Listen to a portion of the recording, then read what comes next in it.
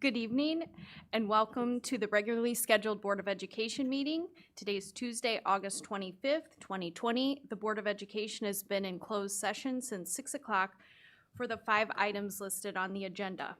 We have 6 board members present. Chris Kaczynski is unable to make it either remotely or in person. We are meeting in person with the cabinet.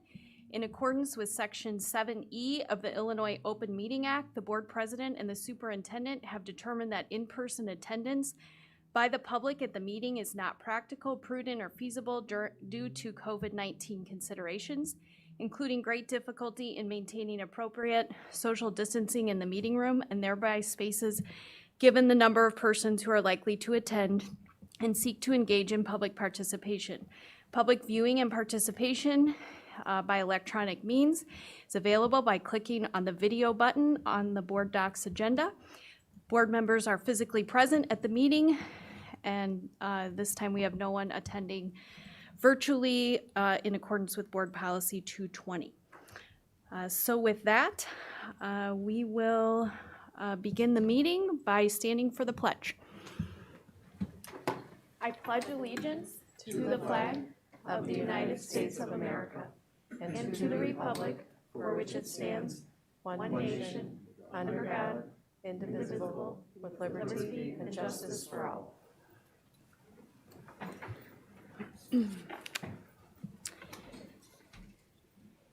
Okay. Next item on the agenda is public comments.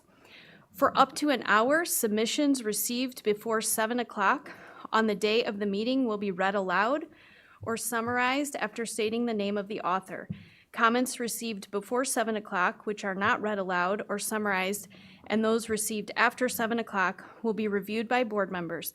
All submissions received will be made available publicly on the district's website, and there was a link available on the agenda on board docs for comments to be submitted electronically. At this time, I'm going to ask Mrs. Troutman to please read the submissions.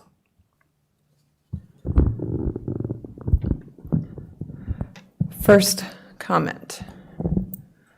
Stand by 1 second, sorry.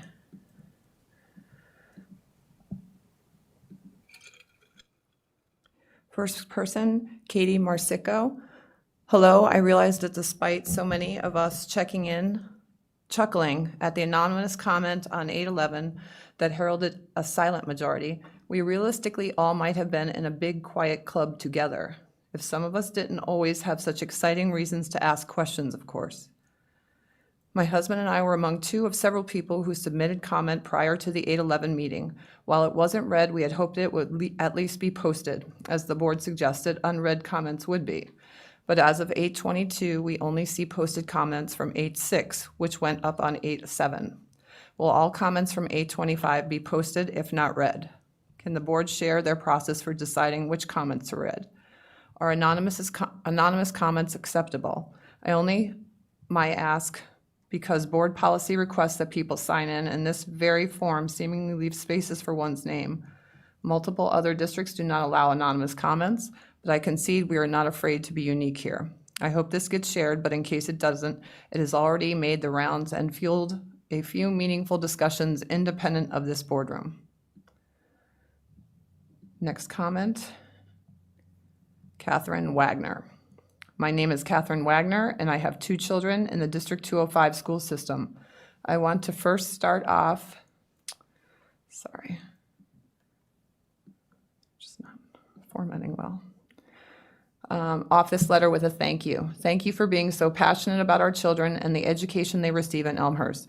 I watched the entire school board meeting 2 weeks ago and was moved by the commitment you all demonstrated. I have a request that I would implore the board to fulfill. Retake the District 205 going back to school parent poll. Throughout the previous school board meeting, I consistently heard the June poll results being quoted as 85% of the parents want their children back to in-person learning.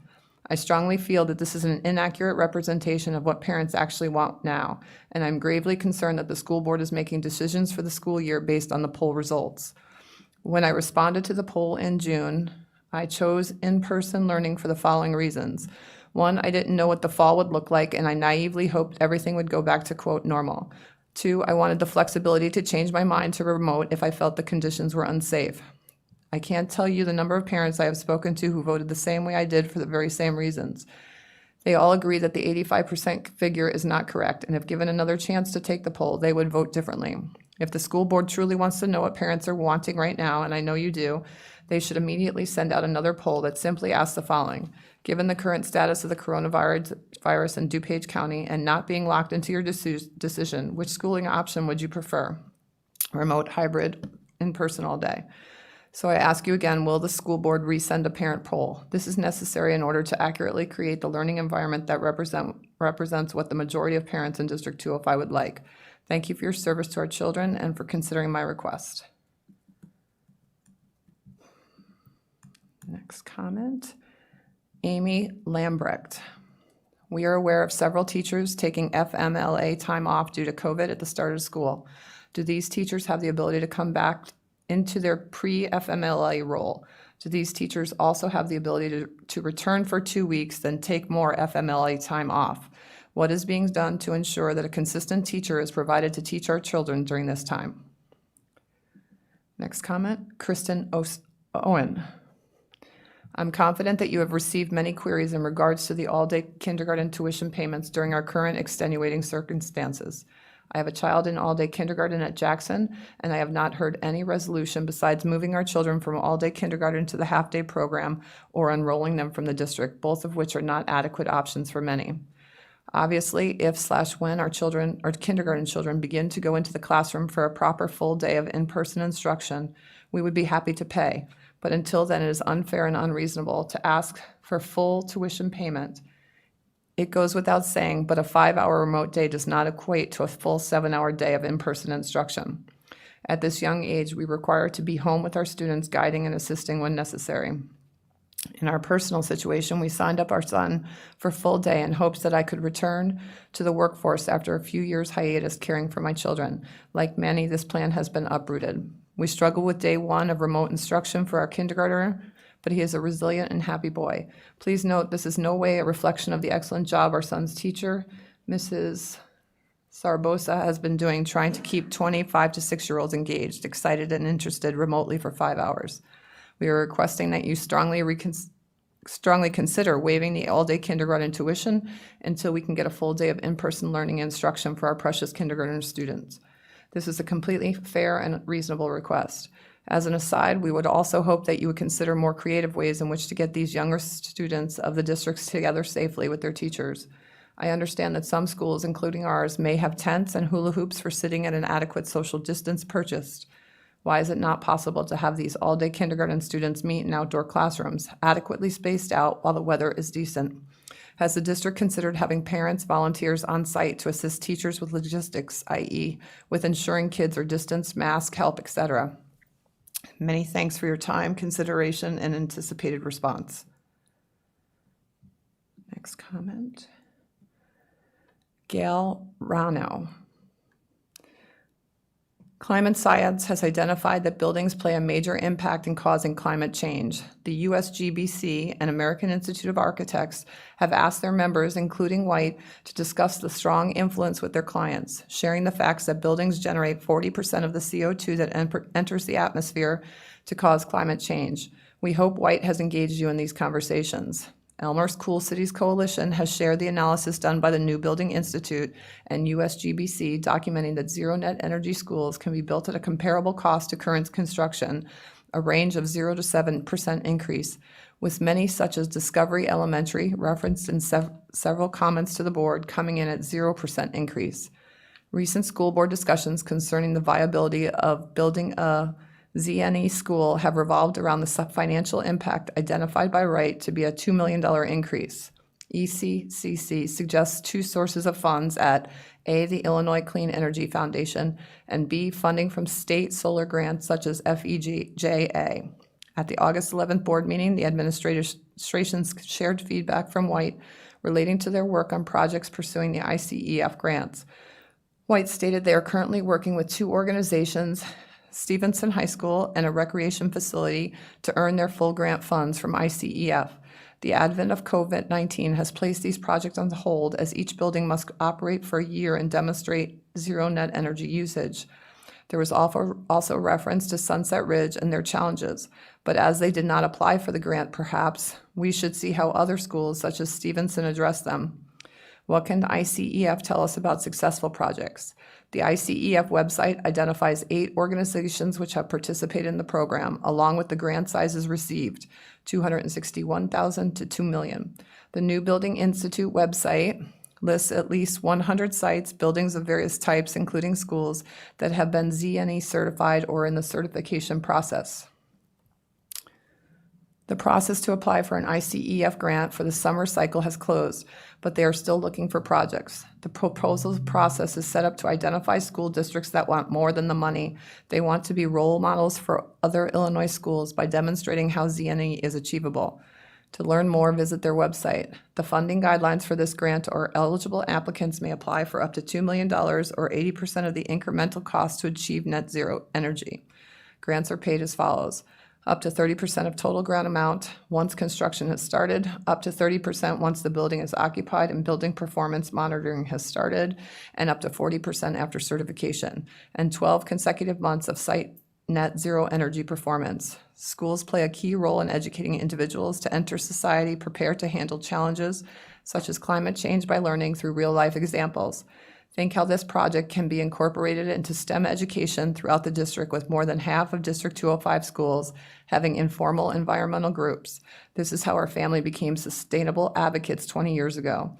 These types of projects foster community unity by showing you how working together, no challenge is too tough. Why give this project any consideration now? Because District 205 education stresses our students be future ready. We look forward to meeting with you to discuss this project. And that's it. Okay, thank you. Okay. Next item is approval of board meeting minutes.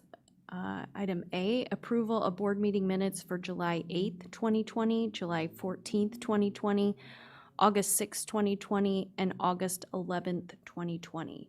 Does anyone have any changes to those minutes? Okay, then those minutes stand as presented. Item B, approval of closed session minutes, June 10th, 2020, June 16th, 2020, July 8th, 2020, August 6th, 2020, August 11th, 2020.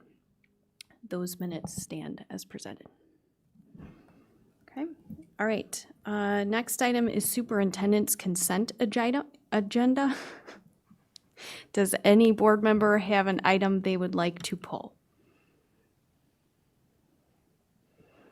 Okay, then you may call the vote, Jenna. Oh, sorry. Jeez, I'm out of practice. All right, motion?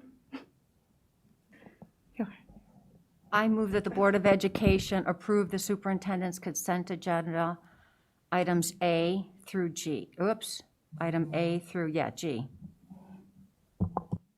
I second. Okay. Just lightly, yeah.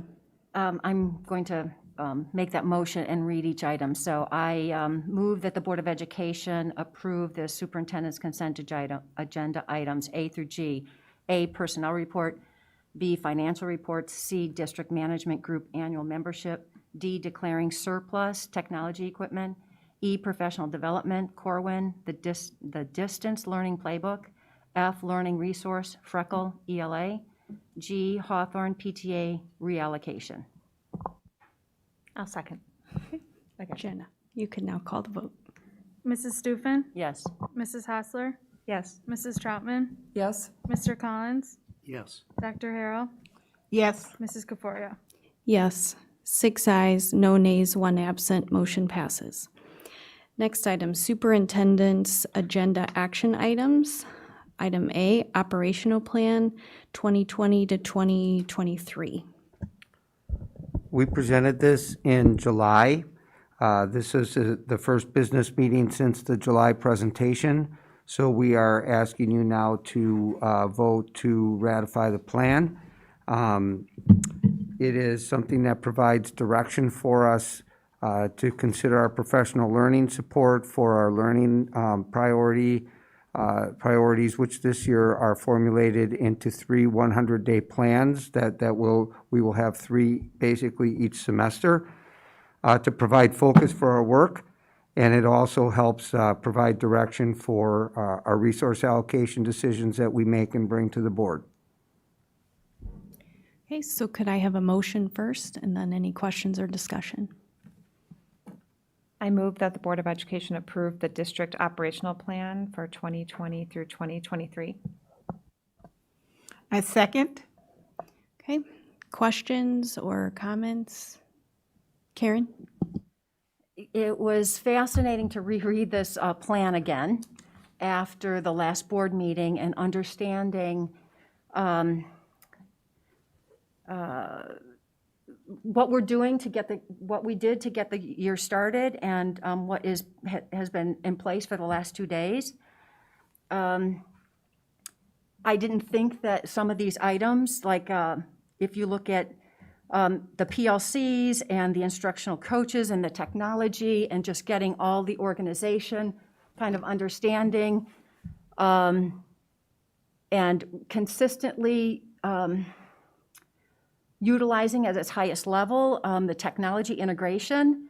I found it quite fascinating, all the things that have been in place this quickly to actually address and implement the operational plan. And I thought that that was really important for us to highlight.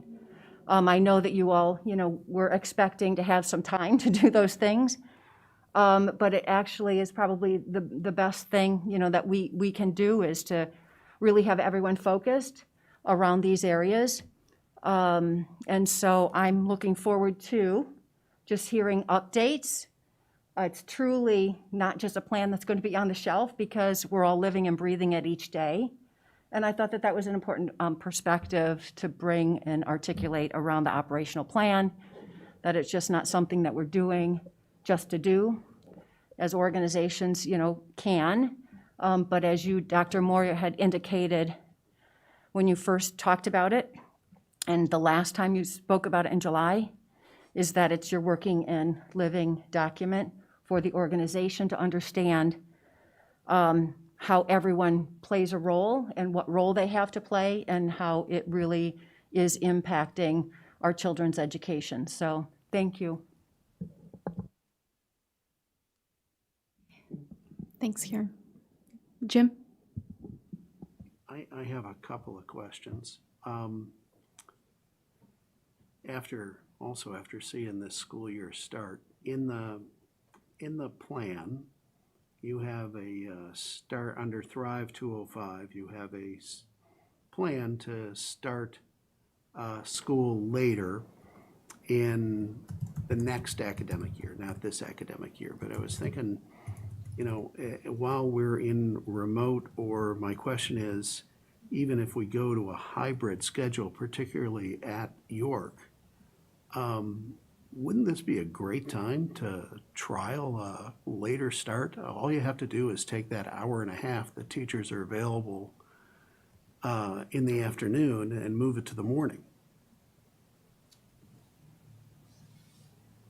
Well, if you're talking about assuming that we're in a hybrid model or an in-person model at some point this year, are you talking about our current condition of planning to go back, when we do go back to going back to a 5-hour day, or are you talking about if we were back in a traditional schedule? No, within our current 5-hour day plan. We have the 5-hour day from roughly 7:30 to 1 o'clock. And then teachers are available roughly from 1 to 3 for consultation, one-on-one time with students. I'm just asking, it dawned on me, while I was reading this, and then also now that I've had 1 day of experience with the schedule at York, as a parent, that, is there something that would stop us from moving that, and I'm sure we have a more technical name for it, but I'm calling it teacher consultation time from 1 to 3, move that up front, start the school day later, and have our 5 consecutive hours? And do that just at the high school? Yeah. The only thing that I can think of, not having given this a lot of forethought, I mean, it's something that we can think about a little bit, but the initial scheduling thing is built so that when we have to switch from a remote to a hybrid to an in-person, or back flexibly one direction or the other, that the A students and the B students, whether they're in remote or not in remote, that their schedule stays relatively similar. And part of that may have to do with family planning for daycare, but also just simply for the continuity of the instruction. So and I don't know if other people who've been working more intimately with the high school would like to add to that at all. Certainly you could feel free, Scott or Kevin, but without giving it a lot of thought, I would have to think through if there are potential ramifications, because what I think about is not maybe as much of what it is right now, but what impact it would have when we get back to trying to transport kids and coordinate the bus schedules and keep the family schedules where the kids are rotating back and forth between the different instructional modes as seamless as possible. That's where I think there could potentially be some. And I'm not, I'm not trying to put anybody on the spot looking for an answer right now, but it just dawned on me that this would be a great time to kind of trial that later start, because it seems easy just to shift that 2 hours in the afternoon to become the first 2 hours of the morning. And when you're not transporting kids, and then give you some time to think through the logistical factors of transporting kids, et cetera. Yeah, we could take a look at that. I mean, it certainly, I can see the logic behind it. I just would have to think through the extent to which the details, if there are things that we would have to think through in order to make that happen. And then, what does the effect have if we have to bounce back and forth on short notice between, different people's schedules and things like that? But we can certainly take a look at it. Okay, yeah, I would greatly appreciate that. It just seems like a perfect opportunity to take advantage, or let's put it this way, make the best of a bad situation. And my other question is, the KPIs that are in here, by voting yes on this thing, are we locked? I know we're going to have a meeting later this fall to talk about KPIs. Are we locking ourselves into the KPIs that are in this plan, or are they subject to change once we have our meeting this fall? Well, I think that they would be subject to change once we have our meeting this fall, but I don't know that we could change them for this academic year. I think it would be something that when we update the plan and bring it back to the board and extend it for another year, and then have the plan 2021 to 2024, that plan could reflect the new KPIs. I think it would be difficult to find a way to change that systematically somehow mid-year. Okay, all right, that answers my question.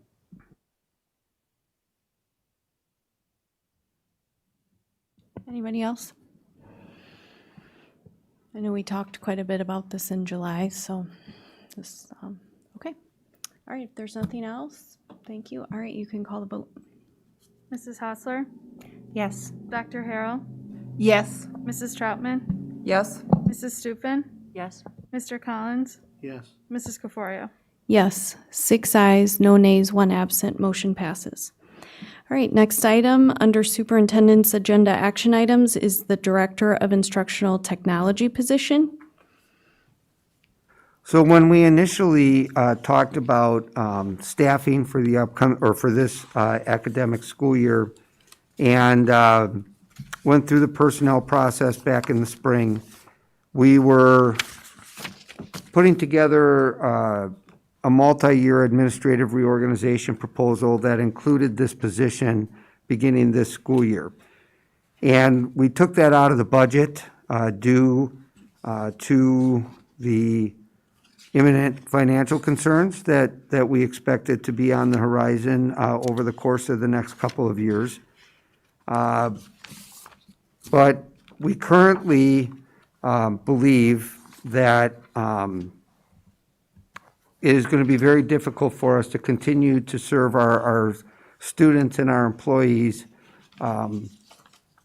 without this position. We're short on tech staff. As I put in the board packet, we haven't added anything to the tech department in 12 years. At the same time, we've grown over 1,000 students, more than 1,000 students. We've gone one-to-one at every grade level. We've got 2 major construction projects. The technology does not only affect the students when we talk about one-to-one. We now have a lot more technology in the classrooms, a lot more technology in terms of teacher devices and more complex technology to support some of our STEM programs and other types of programs that rely on technology as the technology evolves. And so, and of course, the remote start to the school year is certainly something that I would say is not what brought this to our attention, but certainly has accentuated the fact that this is an area that we think needs attention. Also, technology has been involved in a lot more community outreach activities that involve distributing technology, repairing technology, making sure people have access to technology. And it's complicated the ordering, the long-term planning, the replacement cycles, all of these things. Obviously, we're all in unforeseen circumstances, but technology is bearing a lot of the brunt of these things.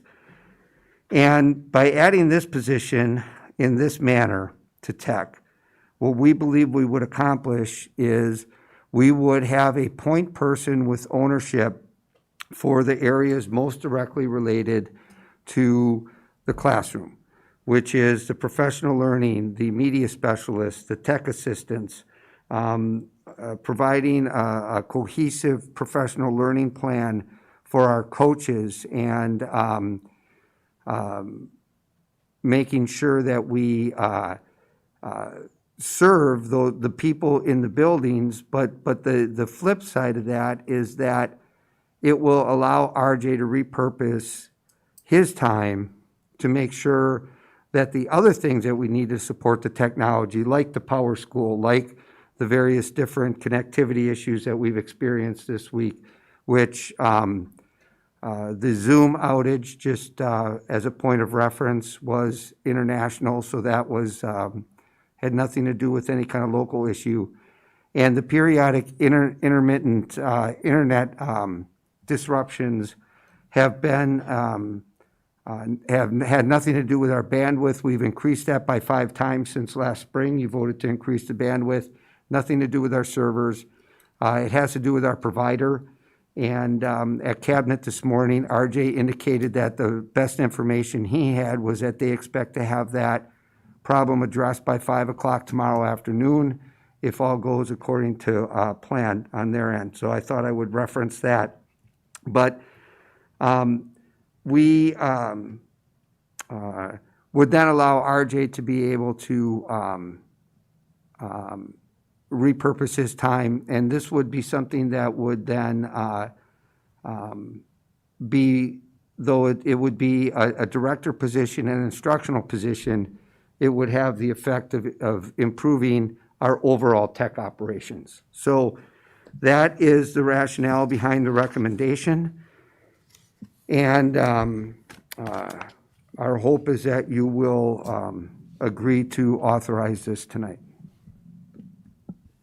Okay, thanks. Could I have a motion, and then we can ask questions? Make a motion. I move that the board approve the position of Director of Instructional Technology, a minimum starting base salary of $120,919. I'll second. Okay, questions, comments? Karen? I like the plan where you have this person working with RJ and Scott. I mean, everyone, but, you know, the point being is to bring in the instructional coaches, it's in the classroom, it's helping really deploy or integrate technology, you know, into education. But, you know, RJ has that background, and I know they're working together. I like the fact that it's part of the tech team, because I know that the tech team would love to see that. And so what we're looking at is more, I'm going to call it, how do we organically do this? How does the integration of technology actually be part of our whole process of how we educate, from the directors in the curriculum, you know, making sure that every time that they're deploying something in curriculum, that it has the technology component, that they're working with this person, you know, tech team, RJ, Scott. And so it's just part of the way that we are then deploying it. It's not, this technology thing is an offshoot of how we look at deploying something in education. And so then everybody's figuring out individually, each, you know, teacher, let's say, how do we do this? But we're trying to look at it more, I call it organically, making it be part of our process. And I think that we're taking a step toward that. And I think it's a good thing. I think it's a great thing to have the instructional coaches, to have yet another person as their go-to to really, you know, help them with the issues that are not necessarily unified yet, because this is, you know, this is what happens when you're in this stage of deploying technology. So I like the approach that we're taking from those aspects, because then it truly is about how do we equip our education in the right way, and it's part of the process. Thanks. Somebody else? Margaret? Yeah, so there's a question, and Dave, I think when you started off, you were talking about the number of technology staff, and that it had not increased for a number of years.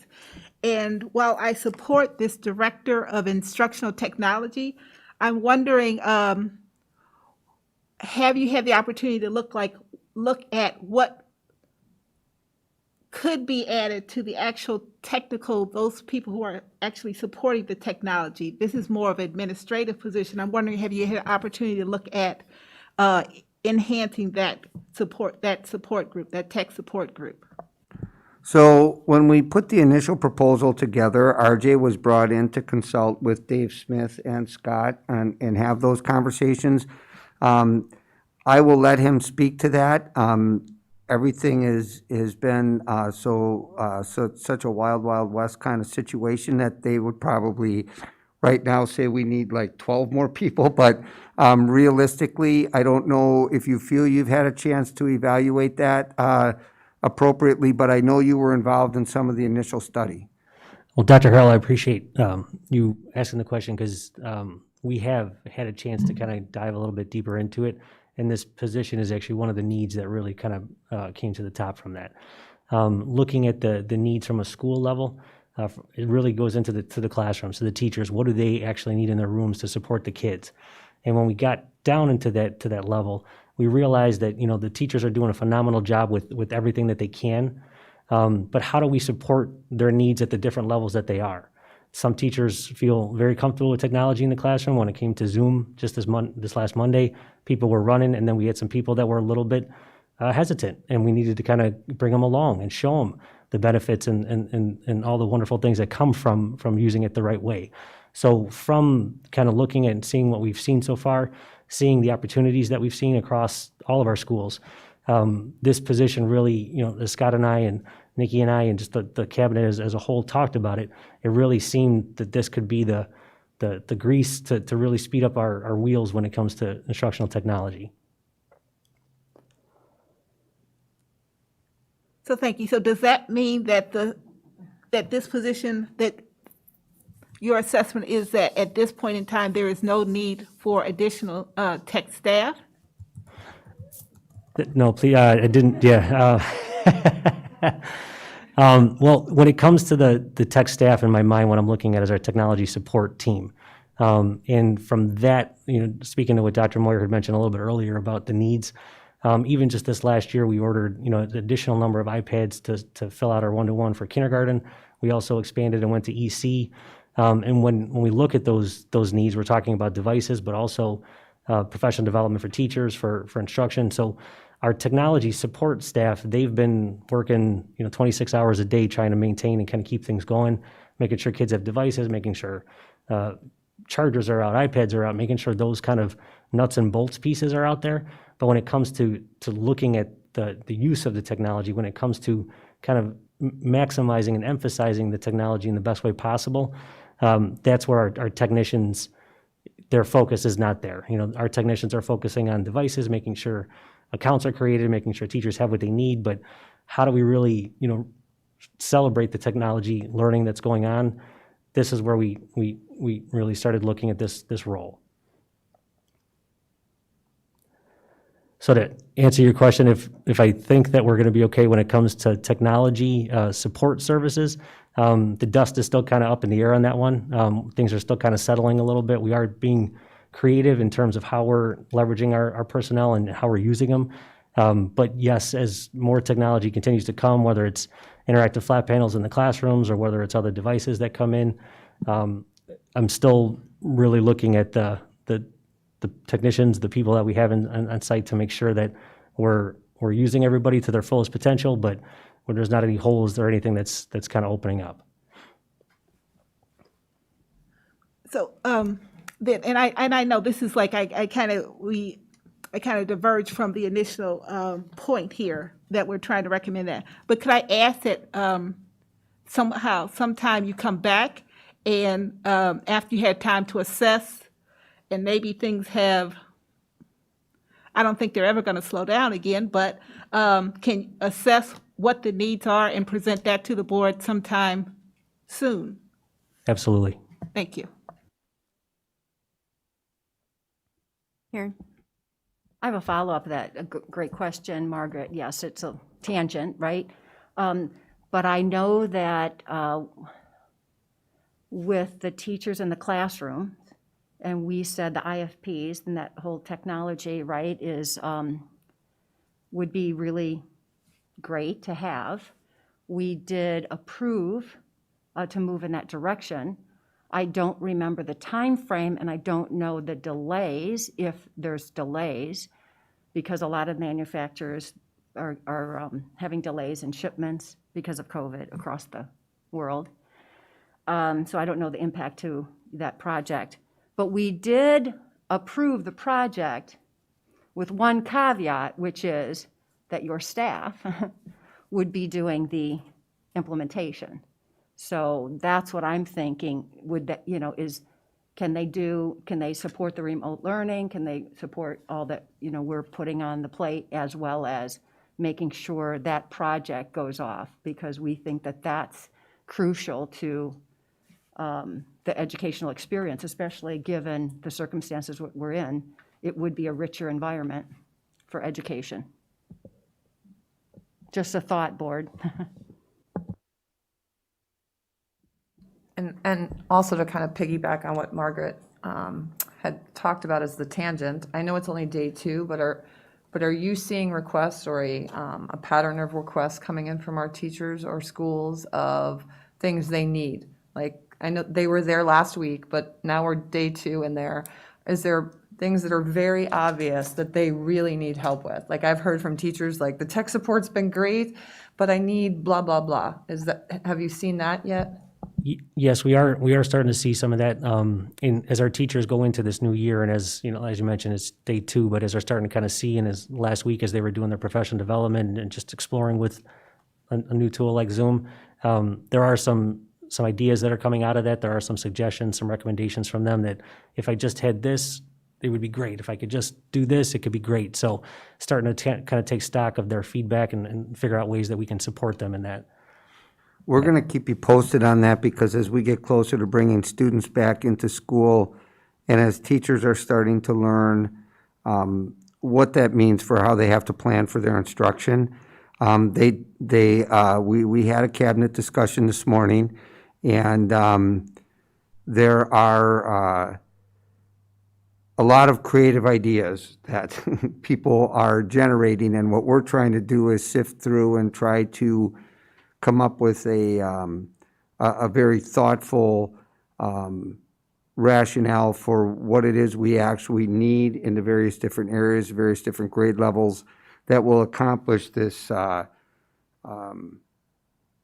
accomplish, but help support them in this environment that is something that, they've really never done before, and it is going to be, at times, almost teaching in two different ways to two different groups of kids at the same time. So we're listening. We had some of our leaders in this area in the teacher ranks provide some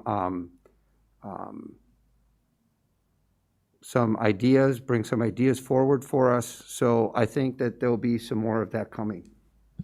Yeah, and I think it's not until they actually get into the classroom and actually have to teach the students that they go, oh, you know what I really need is this.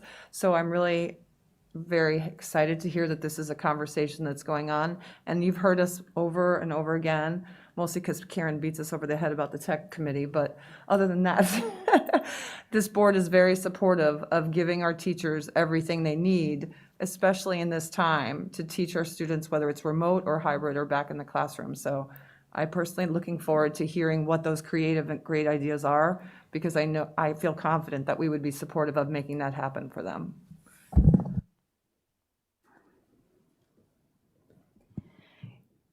Can I ask a question? I don't know if it's for RJ or Scott or Dave, so I'll just throw it out.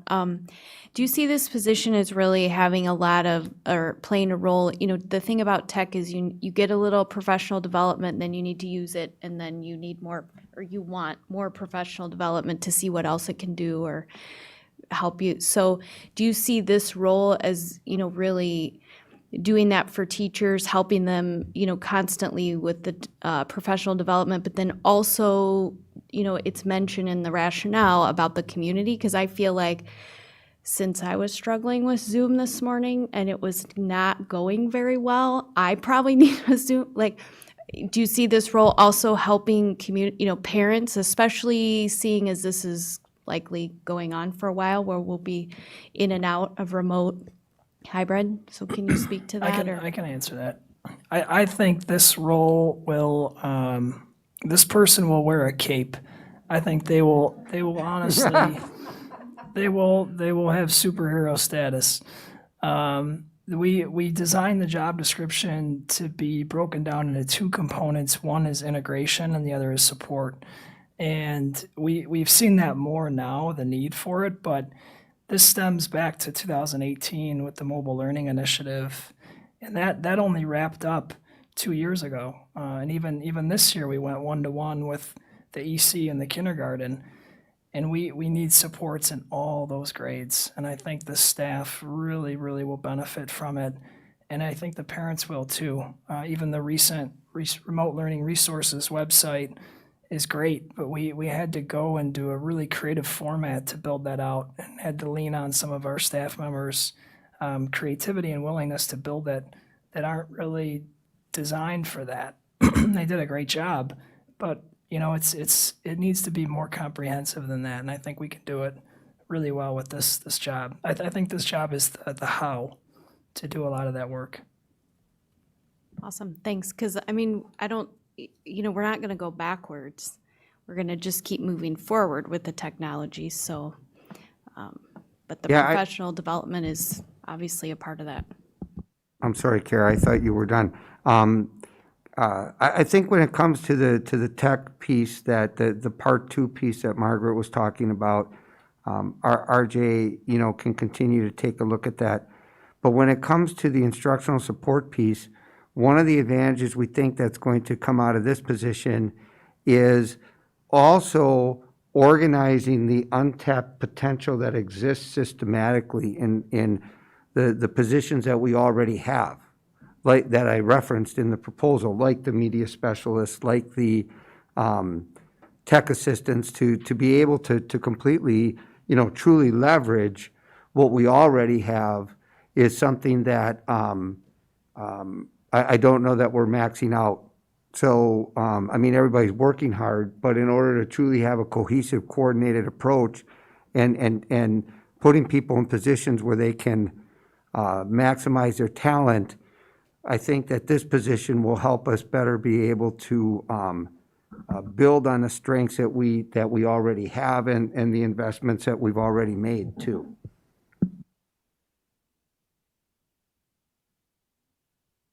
Anybody else? Okay, you can call the vote then. Mrs. Troutman, Yes? Mrs. Hostler, Yes. Mrs. Stufen, Yes. Mr. Collins, Yes. Mrs. Ghaforia. Oh, sorry, Dr. Harrell, Yes. Mrs. Ghaforia. Yes, 6 ayes, no nays, 1 absent, motion passes. All right, next up is superintendent's communication, the Gold Circle of Quality for the Early Childhood Program. Yeah, so thank you. So this is really just a good news item that I wanted to share. And that is that our ECC, Early Childhood Center, I don't know if I can see better with or without my glasses with this mask on here, so I'm going to take my shot. They have standards, and they call it the Excel rate, but it's essentially sort of a quality control type of mechanism that the state has in place for the early childhood programs. They have their standards, they have their indicators, they do site visits, they have criteria that they look at, and in this case, there are 15 different standards, and our early childhood center met or exceeded the quality benchmarks in each of those areas, and was thus awarded the Gold Circle of Quality. And I've been in that building. I'm proud of the work that they do there. I wanted to recognize it. If you recall, a couple years ago, they also received an award of excellence in linguistically and culturally appropriate practice. So they've been doing some good work over there. And I just wanted to take the opportunity to recognize that. Anything on that? Oh, okay. All right, okay. Anybody? so- Yeah, that's fine. That's fine. All right. Yeah. Yeah. So start of school update, I know you usually do a comprehensive recap of the start of school in September, but because this is a little unique, I thought an update would be good. And just to that, all of you sitting here, I know it was a heavy lift, and the teachers and the support staff and the custodians, and so just thank you. Just thank you. I know it's been a lot. So I'll turn it over to you to kind of recap. Well, no problem, Kara. We had quite a run. I don't even know what to say. But yes, we do kind of try to give you a little bit of a comprehensive look at how, how we plan for the start of the school year in September. But we've kind of been talking about the start of the school year every board meeting, and so we probably won't do that in September because that's all we talk about. But I will give you a couple highlights, some specific information, recognizing that yesterday was the actual first day of school, and that some of the other information was covered in some of the previous presentations and different things that we've been doing. But all of our teachers did reach out to their students on Friday. At least I know that's true in the elementary level. I believe that our upper grade level teachers did as well. And yesterday, our ECC people handed out their supplies. They are, I don't know, RJ, the extent to which you were able to rectify some of the tech needs there, but we had the shipment of iPads is delayed. We've had a couple supply chain issues, not a ton, but we've had a couple, and that was one of them. So they were scrambling to try to get them some backup machines and things like that until the new machines come in. So I stopped at that building on Monday. I also stopped at York on Monday because that was their freshman orientation. I wanted to make sure I visited over there. And they had kids all over the building, did a nice job making it exciting. I thought that they did a good job also starting to get the system down for how to manage the actual physical space that they have with the number of kids that are using it at different times. So that some of the planning that went into that probably will pay some dividends down the road as we keep doing this. I explained a little bit about the Zoom and the internet earlier, and obviously we know that the Zoom outage on August 24th of 2020 was probably the worst day for that to happen in Elmhurst. But I think that most of the people, what I was proud of the teachers, I was in one of the buildings and the assistant principals and everybody was running around trying to figure out how to support the people. We had one person, because of the Eisenhower mess, that couldn't get in. So we said, well, you just turn around and go home because you'll get there faster. So everybody was just doing the best that they could. And different people were finding different workarounds and making adjustments on the fly. And I just, I was proud of our people. That was the last thing anybody needed, so we did have some construction projects that were pushing right up to the first day of school, which happens when you have construction. So you might want to get used to that. There were a couple supply chain issues there. We got some tile for some of the office floors. We're coming in a little bit late. I will say that the offices look great, particularly Fisher. It's night and day. I'm thinking about talking to Todd after things settle down and seeing if we can do some building tours for board members so that you can see what some of these new spaces look like. I think you'll like them a lot. Yeah, we'll do something. So I think that will be, we need some positives and some good news, and we have some, so we should celebrate it. But it did frustrate a couple people that were getting in the buildings last week. They haven't been through it before, and they were kind of wondering, like, how am I going to teach on Monday, and how are we ever going to get kids in here? But everything is in pretty good shape right now, and we'll definitely be ready for sure by the time all the kids are back. I did, I think, at one point earlier mention, no, I did not at this meeting, but I have been planning for this week's communication. Parents should get this week some updated communication that will get them a little bit more definitive answers on when kids are going to be able to start coming back to the buildings, and how we are making some of those decisions based on guidance from the health department. And what does that mean for our specific situation, which can be a little bit different depending on your grade level or the configuration of your district. And you'll understand that a little bit better when I have a chance to actually explain all the metrics and show you the chart and that kind of stuff. But we're a lot better shape. I wish we had that information a week or two ago like we had expected it. It would have made it a lot easier in the planning process, but we're at least getting closer with that. We also plan to build on the remote learning work that we did. That wasn't a one-time thing. That's why in your packet you see, Scott talked about this last month when he talked about the remote learning plan for the year, but you saw some of the distance learning playbook.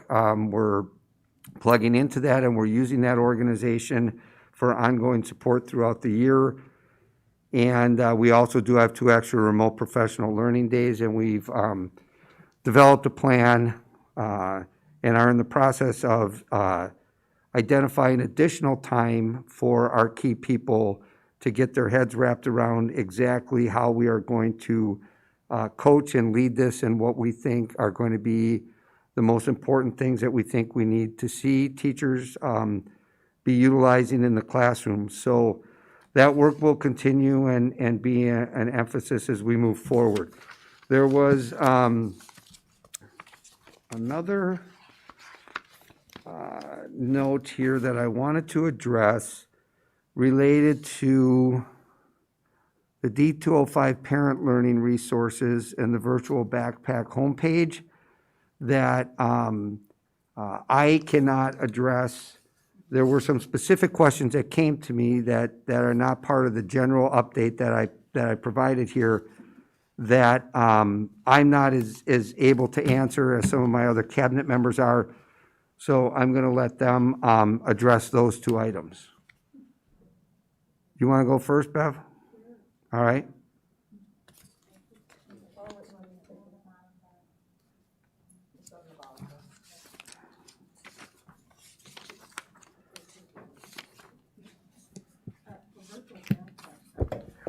Thank you.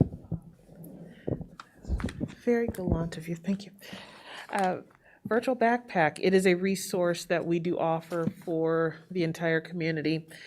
We have many events that will happen on the D205 side of things throughout the year, but Virtual Backpack is our way to showcase the various events and activities that are happening that are kid-friendly, kid-related, in a not-for-profit manner that are happening outside the community. Many times we do get requests from various organizations to use our resources, so this is one way that we can post their flyers, post information, and send it out to the community in a one-shot type of deal. And we typically send it out when we do Talk 205, which will be restarting very soon. And we have it listed on our website under the resources section of our website. So if you're ever on the home page and you scroll over to resources, Virtual Backpack is there, and it is free, available. They certainly can email our office, and we will be glad to add any community member, not-for-profit, can certainly put their flyer there. And we will make sure that it is showcased for the public. Other question that I can field? Thanks, Dave and Bev, for highlighting that. I know that I shared with Kara, just, even though I don't have kids in the district this year, I want to know what's going on, right? I get a lot of questions lately. And so, in preparing for this meeting, and preparing for, what was it, last week? We had, last Monday, with the teachers coming into the buildings, we were assigned school liaisons, so I went to my schools. And I really wanted to understand what the experience is for staff and for our parents. And this is a very unique year. So I have been on our website more than usual. And I thought it was really important for us to highlight. There were 3 key areas of our website that I thought was really important and helpful for our parents, because education is familiar to us, and it's not in this environment to our parents. And so there's 3 places that I thought were important. One was the parent learning resources.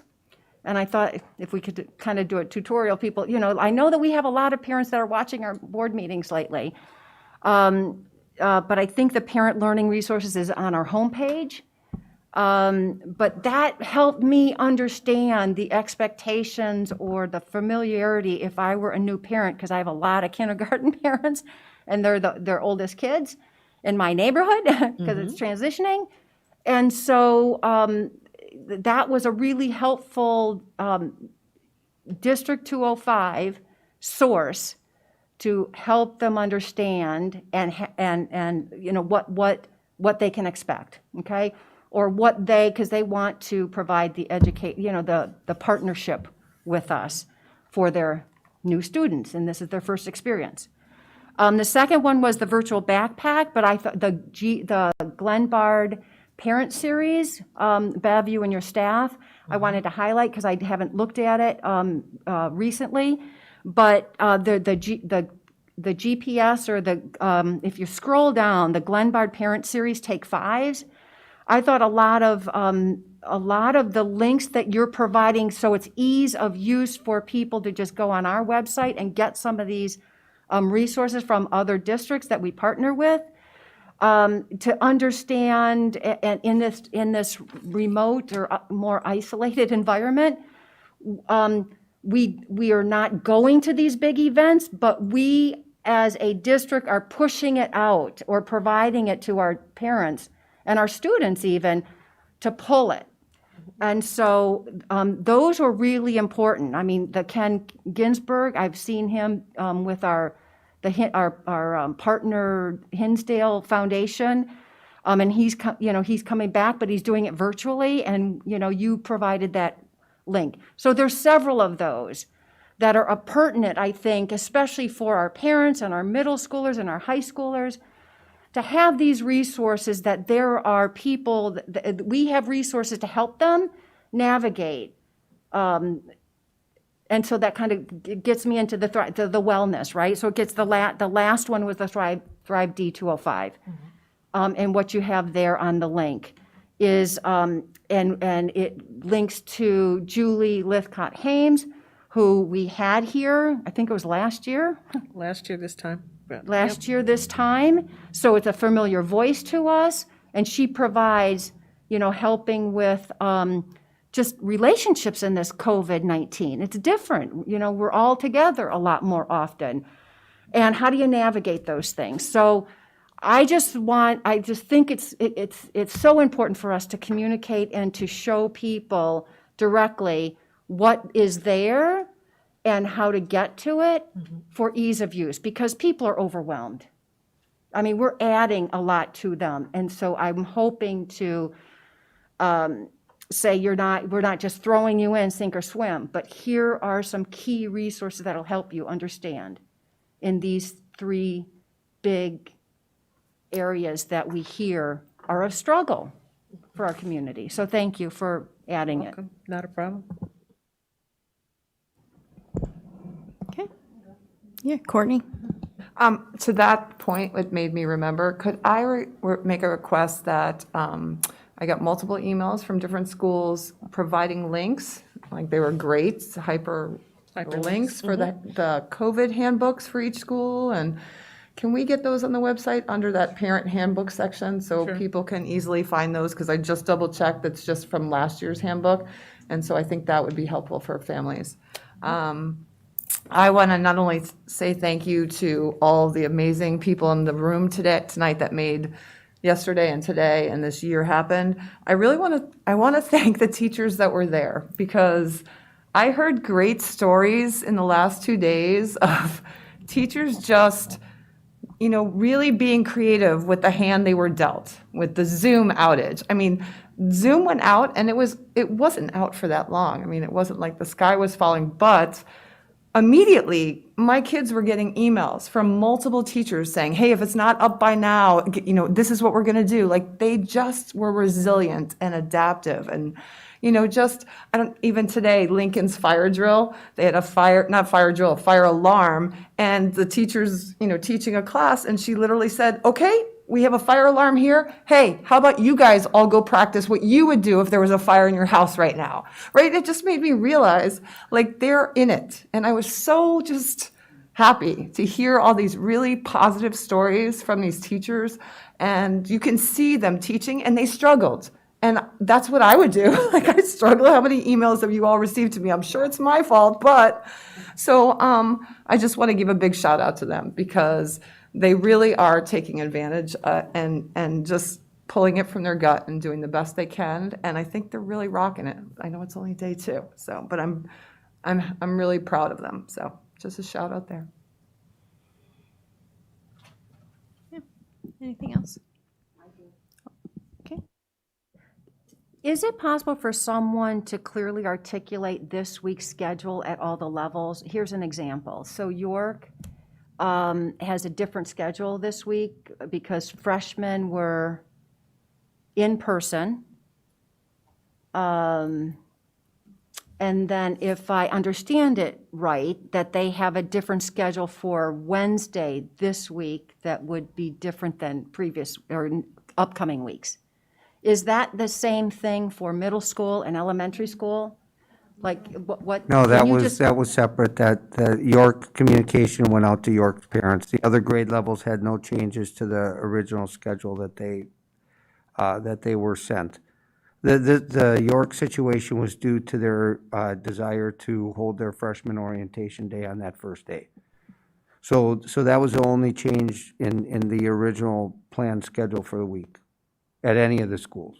Okay, so for elementary and middle school, their Wednesday, which is tomorrow, would be that day where some kids are getting intervention, some kids are getting acceleration?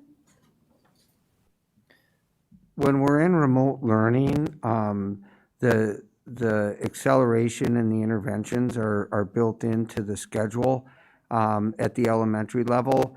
When we go to a hybrid model, is mine not working?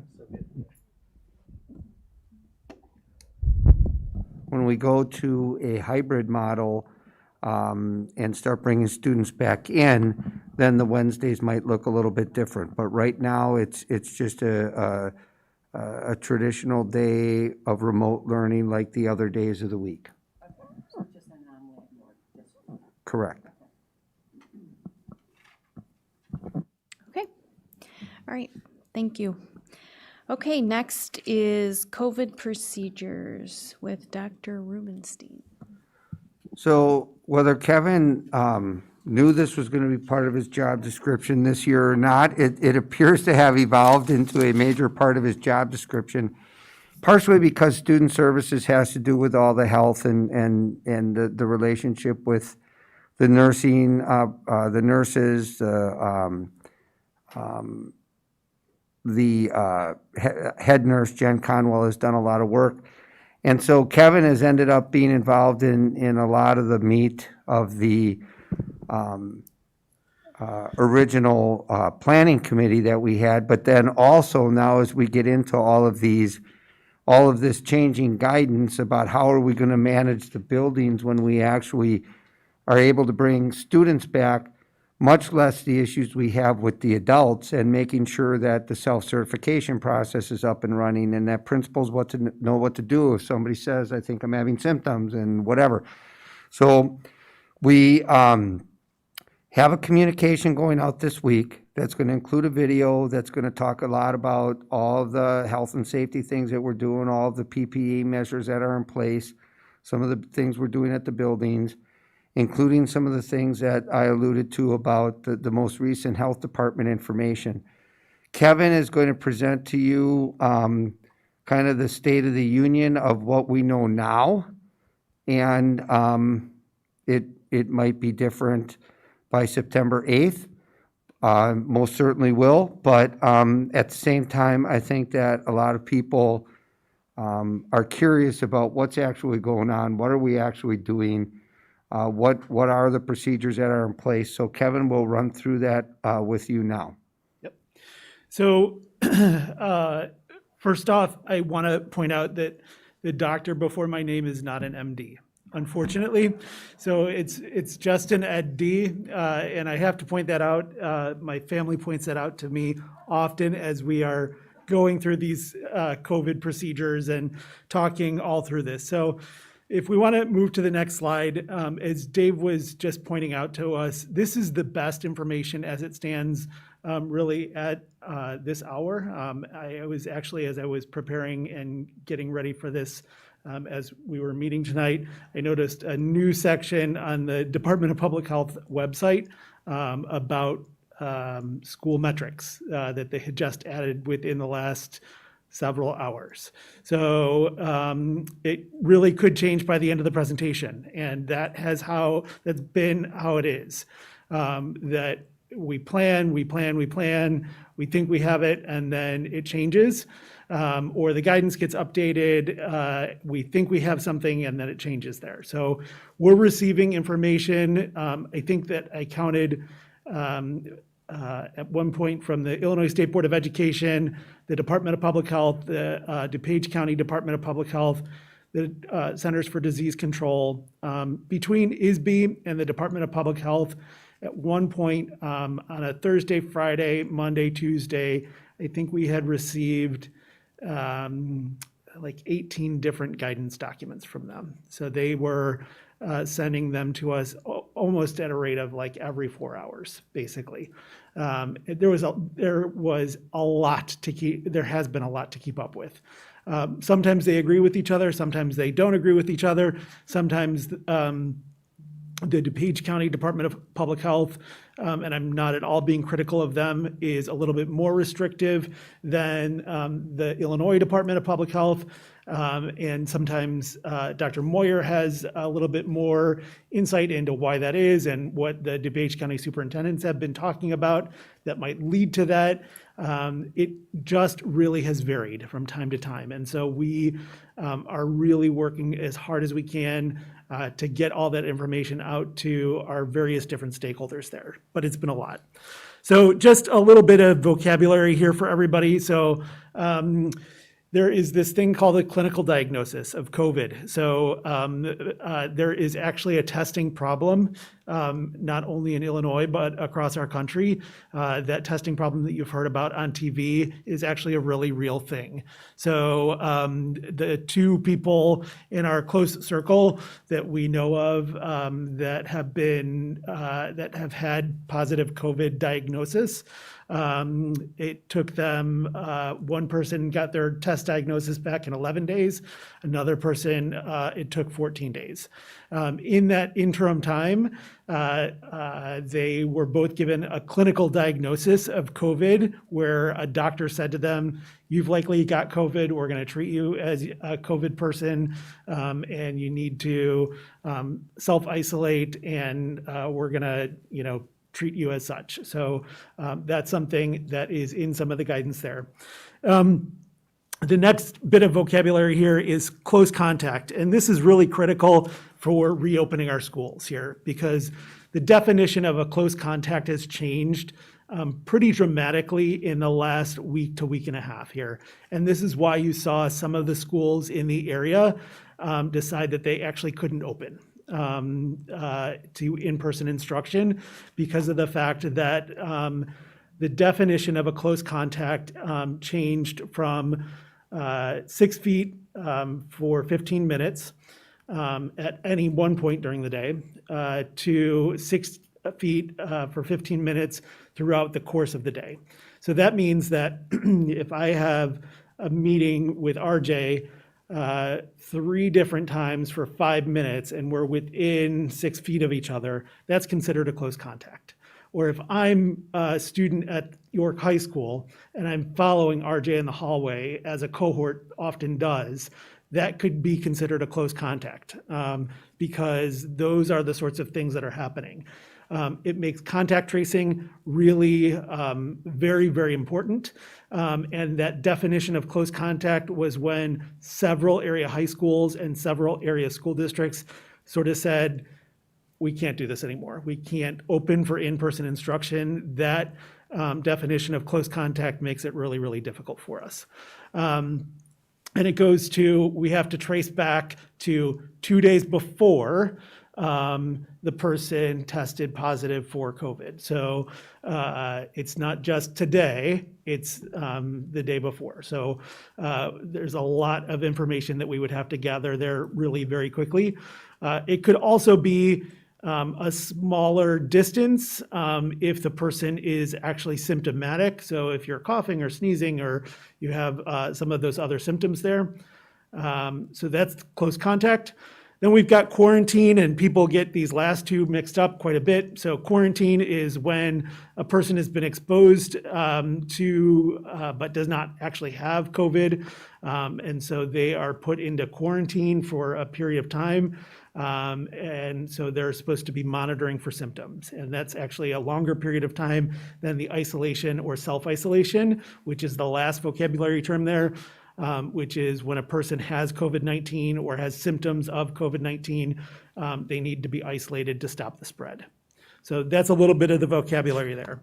This next slide here is just some of our proactive safety measures. So the district has provided the following to all of our classrooms across the district. So every classroom across the district has now hand sanitizer, sanitizing wipes, face coverings. So everybody has, we actually had some great business partners from across the country and in the area who donated. We got some donations from the State Board of Education for face coverings. We also bought clear masks, those sorts of things. in a limited supply. We have purchased the equivalent of Lysol spray for every classroom across the district, gloves, so for your hands, disinfectant spray bottles, and paper towels for every single classroom across the district. In certain areas of the district, we're also providing additional PPE. So like in places where we are planning on bringing back our students with more significant disabilities who may have challenges with bodily fluids and those sorts of things, we would be required to keep additional stock of PPE, so full body PPE, those sorts of things. We're actually required to have that. Our nurses have to have, if you are in a room in certain places, have to have additional stock of N95 masks, those sorts of things. So we purchased that. Plexiglass shields. So for our school psychologists, our speech language pathologists, our English language learning specialists across the districts, as they're assessing students and where they may need to take off their mask in order to individually assess the students so that the students can actually see the moving lips on their face, or where the student may need to take off their mask so that they can be seen. We purchased plexiglass shields there, and then face shields. So in certain situations where we have a small number of students who are coming to visit us at the district office or in their building, and for some assessment, those sorts of things, where we have some additional face shields. We also have Chris and his team with Todd have worked on enhanced cleaning and disinfecting across the district. In some situations, we have enhanced the airflow where possible. So that's something that has shown, there's a little bit of research out there about the amount of time that COVID actually can live in the air. And we have a publicity campaign that is going on right now. It's one of the things that's recommended by CDC. So they have a poster, like several free posters about social distancing and those sorts of things. And then some additional like floor decals, those sorts of things that we're putting in the buildings. So if you want to move on to the next slide, this is the sort of nitty gritty of it. So the updated guidance from the Department of Public Health and the State Board of Education doesn't really discriminate between when a person actually has COVID and when we actually have a symptom of COVID. So when our teachers or in the future, if a student wakes up in the morning or if they come down with one of these symptoms during the day, any one of them, we are required to exclude them from school. So fever, headache, shortness of breath, cough, sore throat, vomiting, diarrhea, abdominal pain, congestion, nausea, muscle or body aches, fatigue, and then the other one is new loss of sense of taste or smell. So you can imagine that a person like me who has seasonal allergies is going to have difficulty self-certifying on a regular basis, right? So this is the complication of keeping students and staff in our buildings during COVID. You can imagine what's going to happen during cold and flu season. We are lucky, Dave and I were joking about it when I was at dinner the other day. One of the original symptoms that was on here is runny nose. So you can imagine what's going to happen during cold and flu season here. So, and how difficult it is going to be to keep students and staff in our schools, right? So on a regular basis. Now, there is some information about that we are working on. So for instance, we may have a staff member who has a negative COVID diagnosis and their doctor has then said, And Kevin also has asthma, and this is just an ongoing symptom that he already has there. In those situations, we're working with the team at Franzik to sort of say, is that acceptable? And it may be acceptable, just depending on where the Department of Public Health lands on that to get those answers. Because the reality is that sometimes people get sick. Sometimes that happens. But we are also in a situation where any one of these things could lead to lots of people getting sick in our schools, and that is the last thing that we can have happening. So we're required to exclude anybody with any one of those symptoms. So on the next slide is that if a staff member's at home, then we tell them to not come in. We have them call their principal. The principal actually works their way up to Jen Conwell, our head nurse. That head nurse sort of does some information gathering and that sort of thing about where that person has been, if there was any close contacts, those sorts of things. And then she and I work together, and I actually have a text chain going with Dr. Moyer and Bev and Luke right now. If a staff member's at school and experiencing one of those symptoms, then the principal or supervisor will make sure that the class or work assignment is covered for the remainder of the day. That we close the room and all areas the staff member has worked in for the last 24 hours. That's one of the CDC guidance documents saying that you should be closing the room, air it out for at least 24 hours, then clean it and disinfect it. We work with the staff member. They may be feeling lightheaded, those sorts of things, to make sure that they have appropriate transportation to get home, and direct the staff member to isolate and seek testing. So then, regardless of whether the staff member's at home or at work, we get that area cleaned and disinfected, all areas where the staff members worked and visited. So we're talking about potentially offices and classrooms and those sorts of things. There's lots of places that needs to happen.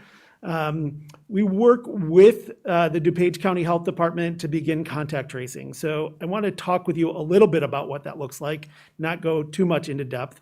The DuPage County Health Department really has been working hard to get that up and running and to make sure that that is really robust. We are in charge of making sure that we are working with our staff to help them to gather that information. So we, for instance, put out a sample form for them to say, like, here's something that you could use for yourself to make sure that you are sort of tracking yourself during the day. When we have students back in the buildings, we are going to have sign in and sign outs so that we know where students were during the day.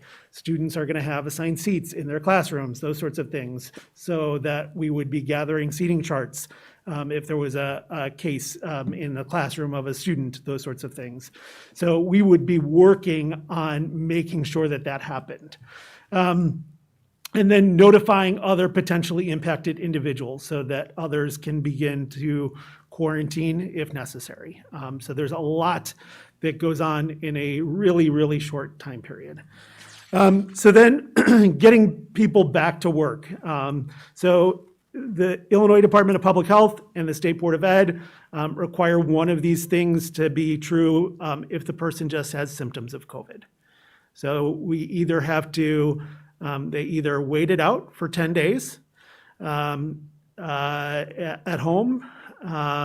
So that's the first thing. And they have to have 24 hours pass since with no fever, diarrhea, vomiting, and symptoms have to have improved. Or they have to have a negative COVID test and fever-free and no diarrhea or vomiting. Or the last possibility is to go to their doctor, get a note from their physician with an alternative diagnosis.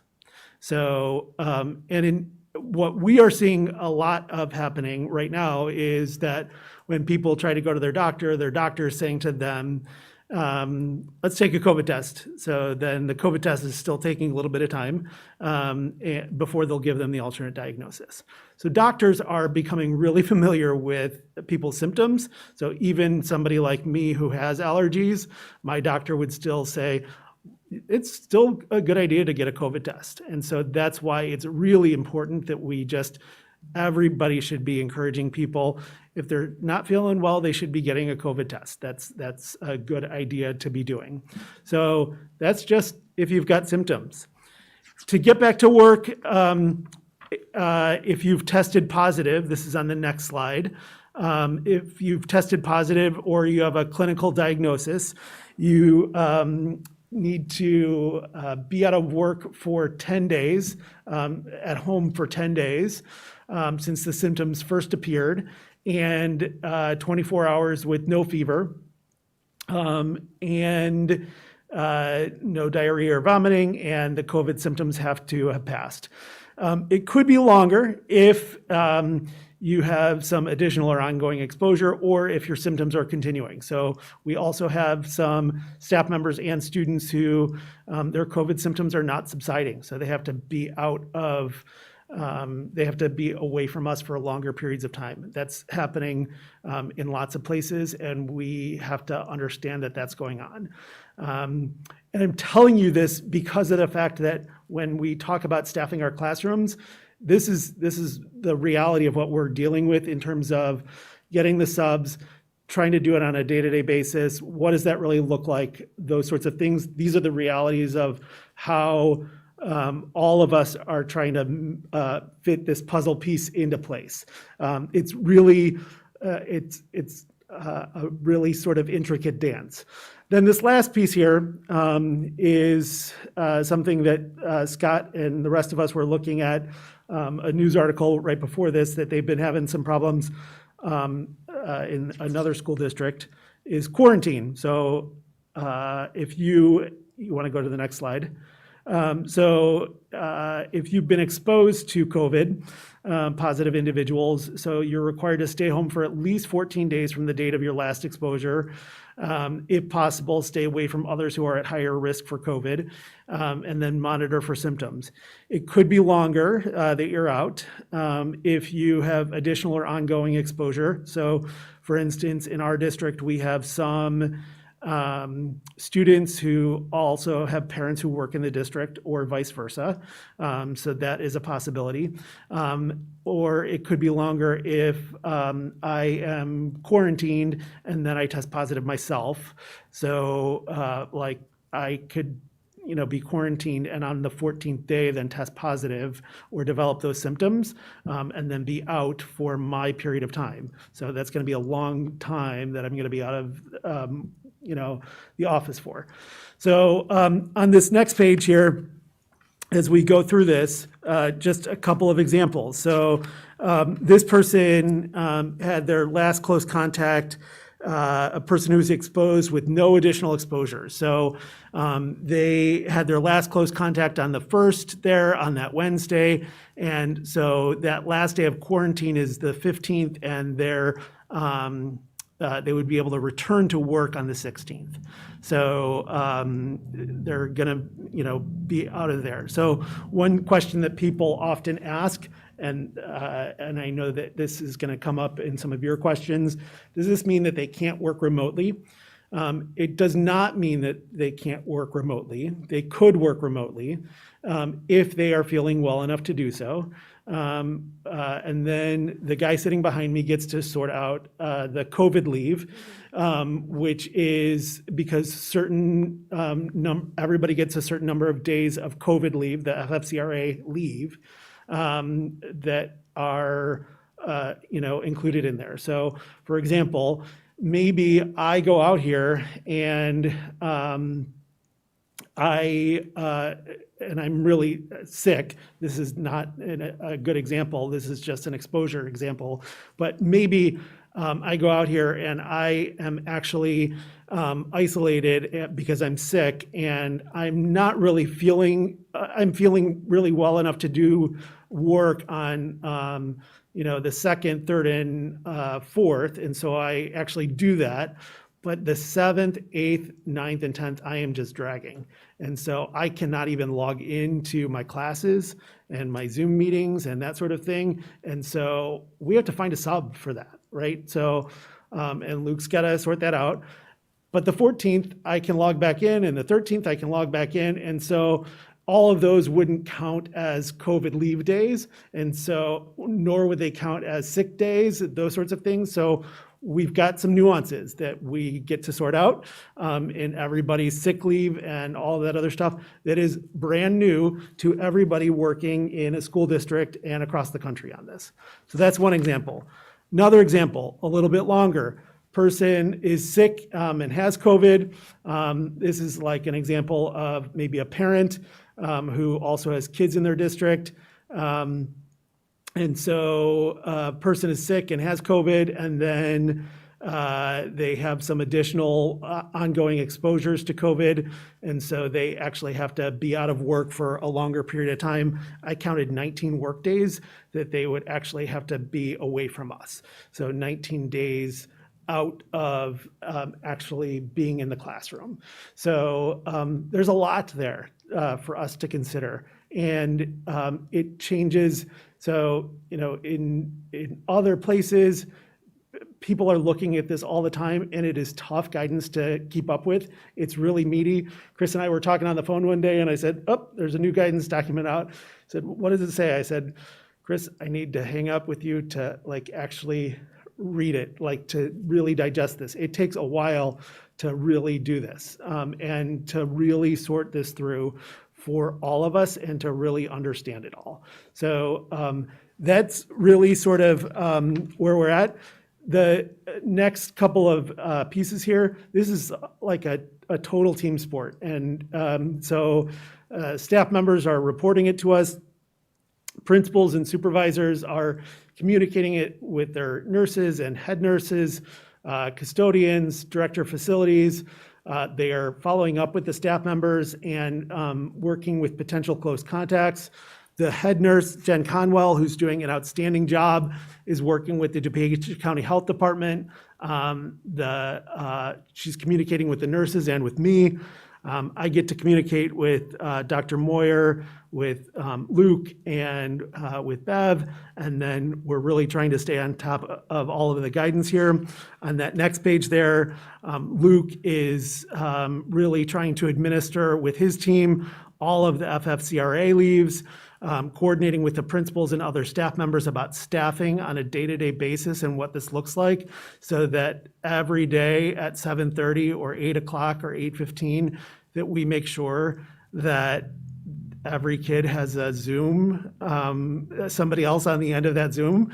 And so far, it hasn't been an issue, but the time is coming, where that could be an issue. And Todd Schmidt and his team, Director of Facilities, coordinating with the building custodial teams to ensure health and safety protocols are followed. Bev is working on inquiries from the press if needed, and handling public information. And Dr. Moyer, of course, is overseeing the process and communicating with all of you as the time comes. So there is, Dave says no problem, and we're making it hopefully look easy. There's a lot going on behind the scenes with, and this is just staff with, our 800 or 900 staff members right now in the buildings. So you can imagine what happens when we start to bring students in the building and what that looks like, and how much more of a heated scenario that turns into on a regular basis. So I'd be happy to take questions for you. Thanks. That's a lot of information. Thank you. Beth? I have a few questions. Thank you for all that. It is a lot to sift through, and it's overwhelming. So thank you for sorting all of that out for us. So just a couple things. When it states that that if you're within 6 feet of someone for longer than 15 minutes, is that if our students are 6 feet apart, then is that, just could you explain what within 6 feet? So if they're 6 feet apart, are they good if they were together for longer than 15 minutes? Yes, for the most part, unless they are experiencing symptoms. If somebody is coughing or that sort of thing, that could be a shorter time frame that we're talking about there. Okay, so then could you talk a little bit about if somebody in the class does have symptoms, the teacher or a student, then would the entire class have to follow those same guidelines for exposure? Yep. So what we are looking at right now is a situation where we would attempt to do some contact tracing as much as we possibly could. So that's why seating charts, keeping kids in close cohorts as much as possible during the day is going to become really, really imperative. So, we're taking sort of a mental picture in our head right now of where everybody's sitting in the room. So if Jenna got sick, I would know that, Jenna was in close contact with you because she is sitting next to you, that sort of thing, and that you would be considered a close contact and that sort of thing. So we're going to do the same thing with our seating charts in the classroom. So we would then send notification and let you know that a child in your child's class has either developed symptoms of COVID or has a clinical diagnosis of that sort of thing. And then for the rest of the people, we are going to let them know because what we don't want to have happen is a situation where there was somebody coughing in the classroom or that sort of thing, and their child goes home and they say, Beth was coughing all day today, and then we get all of these phone calls about how come you didn't notify us, that sort of thing. So those are the sorts of things that we are working on, but and so we have that all written down. We are testing them with small groups of people right now. Okay, and then one other thing, or a couple other things, actually. So for some people who suffer from a chronic issue like migraines or chronic digestive issues, things like that, it seems like they might never be in school. So are there provisions for those staff or students that have a note from a doctor that they have a certain condition or something that happens on a regular basis that would alleviate them from that? Yep, that is a really good question. We are working, so if you read the guidance from IDPH, the Illinois Department of Public Health, like to the letter, the answer would be no. We're working with the team from Franzik to get something in writing to sort of say, all right, so if you, if Kevin Rubenstein has seasonal allergies and we know that, I'm going to go to my doctor at the beginning of September and have my doctor examine me and say, these are the symptoms of seasonal allergies that Kevin Rubenstein typically has. And that's going to make it good for the month of September, as an example. At the beginning of October, then Kevin Rubenstein needs to go back again to his doctor, get a new letter, that sort of thing. What that's going to ensure, and we're working with our attorneys on this, what that's going to ensure is that you are regularly checking in with your healthcare provider to make sure that the symptoms that Kevin Rubenstein currently has are really still the symptoms of allergies and not COVID and not something else. And maybe that doctor is going to say, let's do a COVID test, let's do blah, blah, blah, and check in about some other things. And it is also just making sure that our protocols are safe and secure. So, okay, thank you. And then when kids have to be at home quarantining, will it be easy for them to shift to a remote learning model if they're not sick and they're able to do that? should be very easy for them to shift to a remote model with the way that we have things set up right now. And with what we are working on with our teachers to provide additional options for videos and those sorts of things. So that is something that has been really important to this team and to many of our teachers, is making sure that all of that is in place so that if I'm a student and I fall ill for any reason, that I can still participate in my classroom. So. Great, thank you. Okay, and then just one more thing. I'm not sure, this is probably something that changes depending on regions and what's happening, but are there any guidelines for travel for our students and staff? Yeah, so it's interesting that you asked that. So I wanted to go to Wisconsin over Labor Day weekend to, there's like a nice little retreat place. Yeah, I totally can. So the Illinois Department of Public Health has a travel advisory map that they have put out there. There are currently no restrictions that DuPage County or the city of Elmhurst or the village of Elmhurst has put on any of us. They have put a travel advisory map out there, the Illinois Department of Public Health. What that map is based on is the number of cases per 100,000.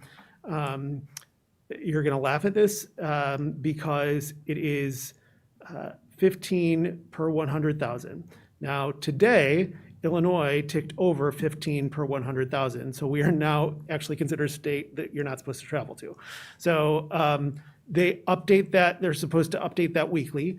But like California, Alabama, Nevada, Florida, those were states that you were considered higher risk. And so if you were traveling to those states, you were supposed to take extra precautions about making sure that you wash your hands and wear a face mask and do all of those other sorts of things if you were there. There are currently no restrictions about making sure that you quarantine or anything along those lines when you come back from those places. Great. So. Thank you so much.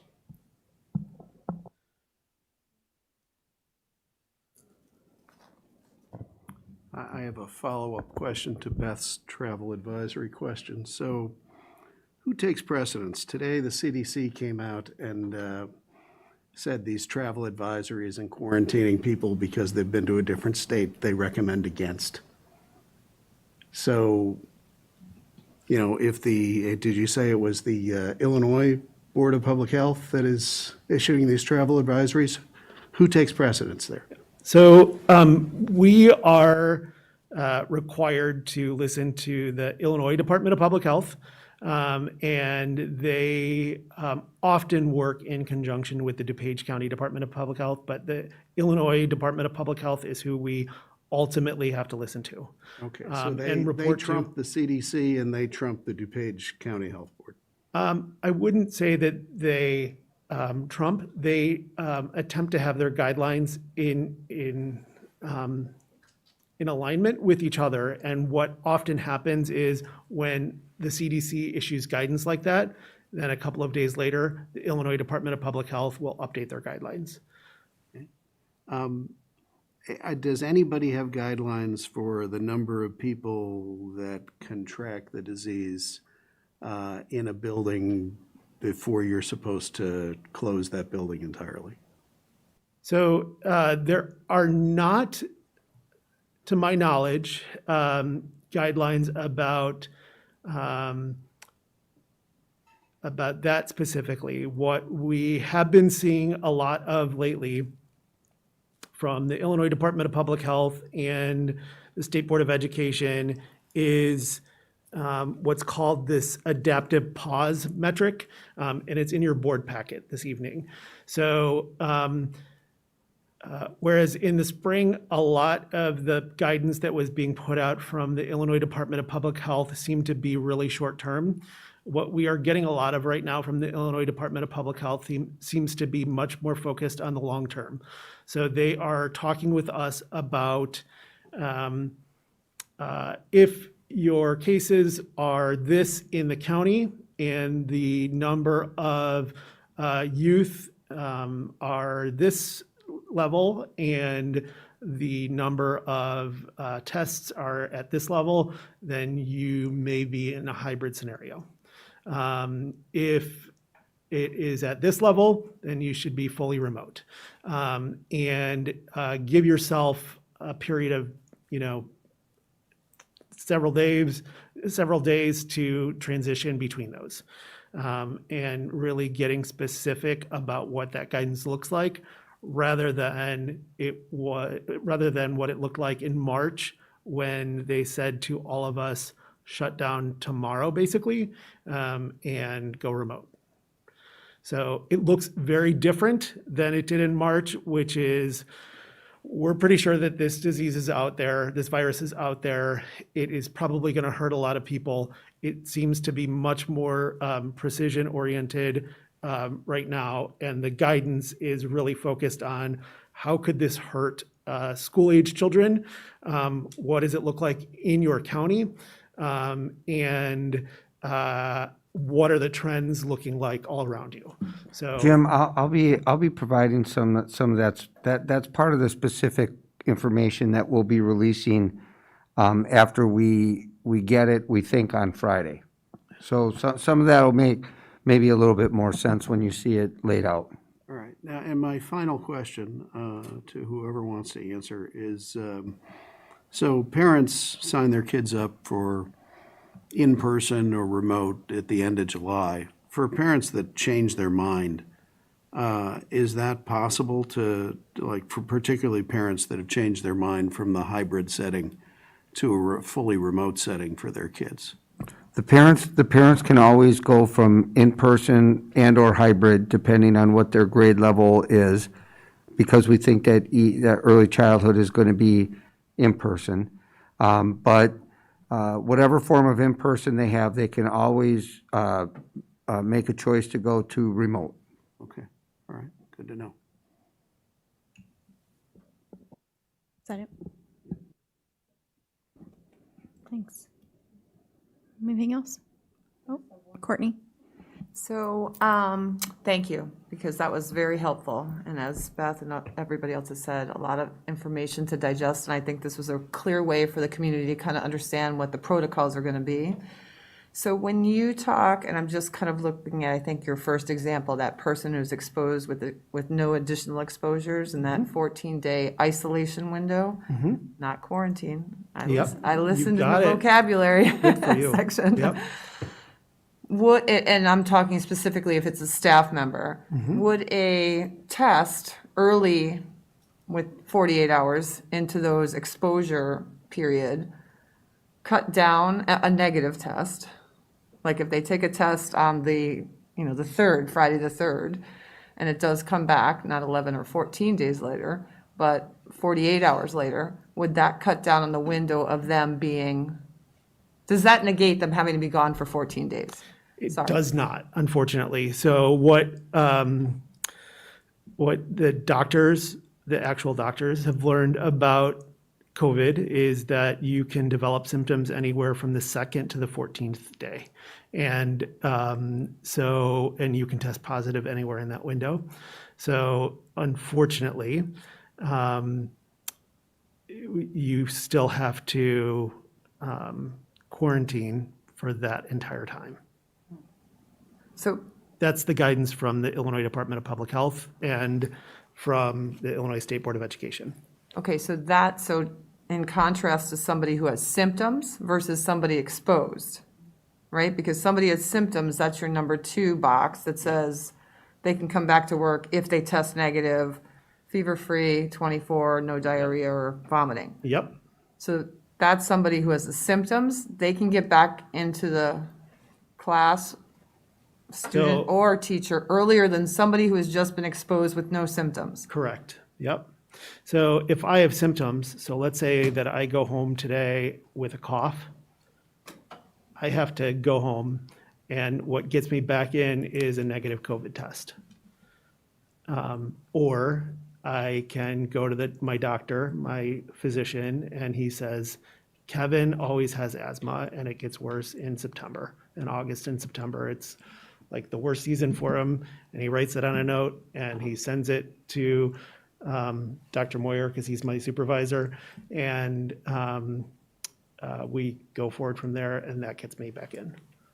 But, Nikki, who has no symptoms and just is in close contact with you or exposed to you, no tests, Well, or, a little bit different. I have not had a clinical diagnosis. right, well, say you were. Yes. So you say, it's not asthma or your Yep, exactly. Yep. allergies, and you're positive. Nikki, who has no symptoms, but just sat next to you during this meeting, now is out for 14 days. Yep. So the thing that is going to get me back into work, if I have a clinical diagnosis or I have tested positive, is 10 days. I Right. have to be out for 10 days at a minimum Right. then. So, So you're going to be out 10. less than Nikki. exactly, yep, yep. That's it's just, It just is- understanding this will help our community understand why a teacher is going to be Nikki would be Right. teaching remote. She feels fine. She's, Yep. but it will help the community understand why certain things are happening at certain times. And that is I exactly it. think that's really important Yeah.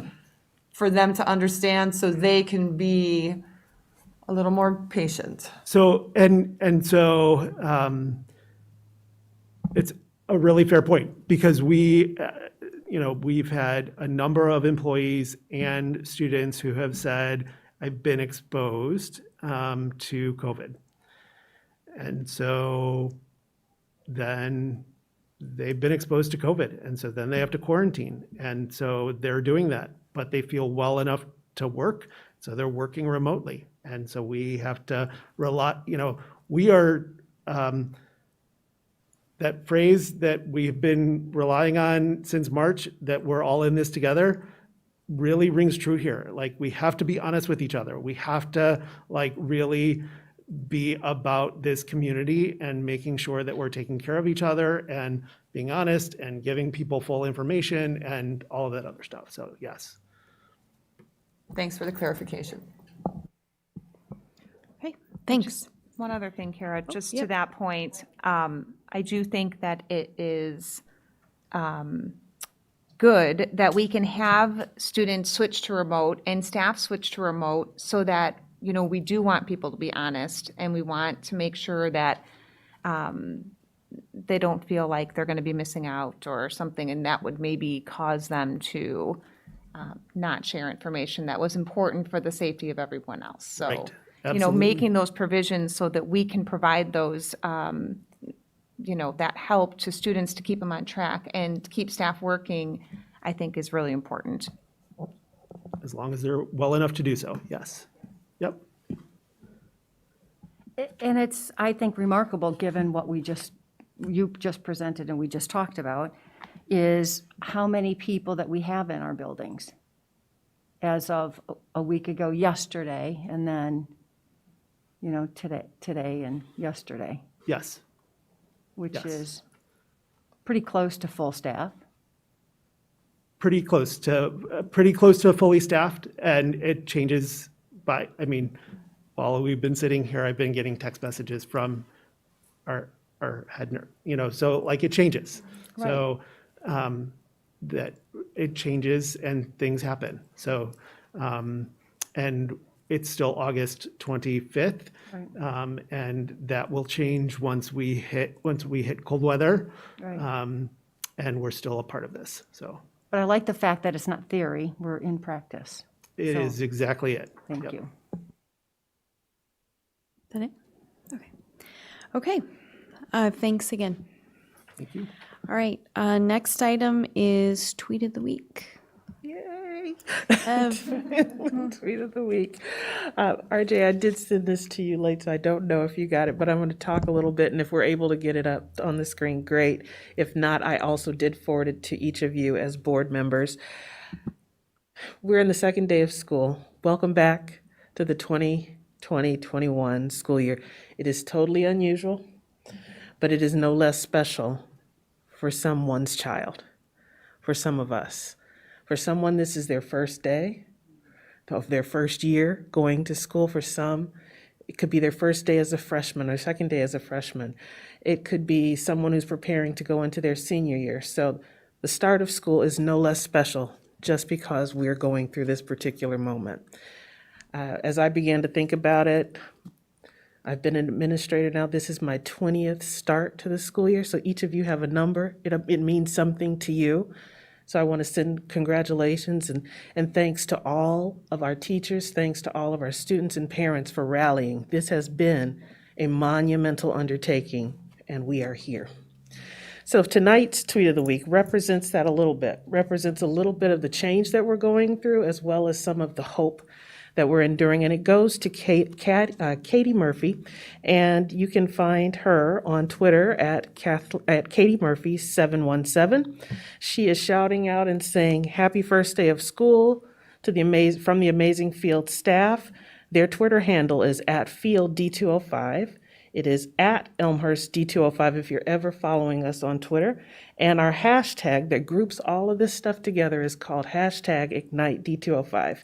If you look closely at their picture, you have an opportunity. There's something different, but there's still something quite the same.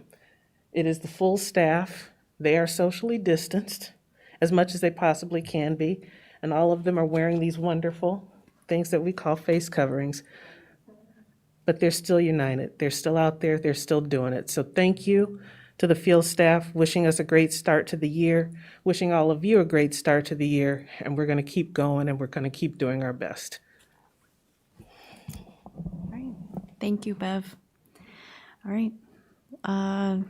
Next, FOIA, Freedom of Information Act requests. All right. 11. I'm just going to leave it at that. Reopening of school communication to parents granted, current district website links provided. All communication of superintendent and high school administrators denied. List of employees in retirement track granted. Results of spring 2020 staff survey denied. Employee retirement notice granted with redactions. Employee TRS information denied. Certified and administrator salary, job title, and school email address granted. Data for 85% school selection and many questions granted. Current district website links provided. Correspondence between ETC and district denied. Correspondence between athletic director, school officials, and IHSA not in possession of records. Parent survey results granted. Current district website links provided. Custodial service bids not in possession of records. I just wanted to say one thing in closing here, and Kevin, nice job. He made a comment, and I've said some things to this effect, similar in some of my communications, but everybody, really wants the kids back in school. We want the kids back in school. But to the extent to which that is going to be realistically possible and sustainable is going to depend largely on decisions that people are making outside of school. And, I ride around town like everybody else, and I see what's going on, and I just am encouraging people to be careful. We want you all back. You all want to be back. But as Kevin said, we're all in this together, and we need everybody doing their part. So that's it for me. Okay, thank you. Any board members have anything under board communications? All right, so we have 3 upcoming meetings. Tuesday, September 8th, 2020 is a regularly scheduled Board of Education meeting here at 7 o'clock. Wednesday, September 9th, 2020, Finance and Operations Committee meeting here at 5:30. And Tuesday, September 22nd, 2020, regularly scheduled Board of Education meeting here at 7 o'clock. If there's nothing else, then I will call the meeting adjourned. Thanks. Have a good night.